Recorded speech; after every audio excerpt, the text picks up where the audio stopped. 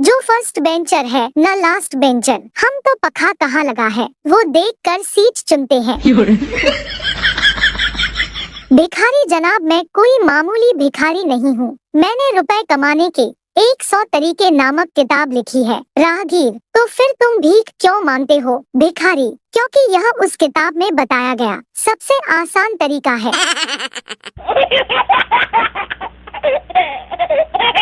Asian paint सालों साल चले या न चले, पर उसकी बाल्टी अगले 10 सालों तक नहाने के काम जरूर आती है।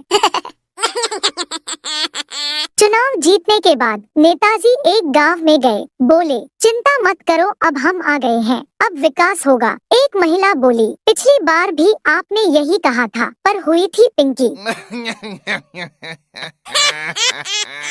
कल एक भाभी जी ने स्माइल दी। मैंने 50 की नोट पे नंबर लिख के दिया। उसने आगे जाके गोलगप्पे खा लिए। अब गोलगप्पे वाले का सुबह से 10 बार मैसेज आ चुका है, कैसे लगे गोलगप्पे? Oh no! दो लड़के दो लड़कियों का पीछा कर रहे थे। दोनों लड़कियां एक शॉप पर जाती हैं और 2 राखी लेकर दोनों लड़कों को बांध देती है। पिक्चर अभी बाकी है मेरे दोस्त। दोनों लड़के एक दूसरे की तरफ देख कर कहते हैं, कोई बात नहीं, तू मेरी वाली से शादी कर ले, मैं तेरी वाली से कर लेता हूँ। डॉक्टर ने बीड़ी पीने वाले का एक्सरे निकलवाया। डॉक्टर, तुम्हारे फेफड़े में तो छेद है। मरीज, नहीं डॉक्टर साहब, वो तो एक्सरे में बीड़ी टच हो गई थी। कल पूरा दिन ये सोचने में निकल गया कि दुनिया के सबसे पहले शिक्षक को किसने पढ़ाया होगा।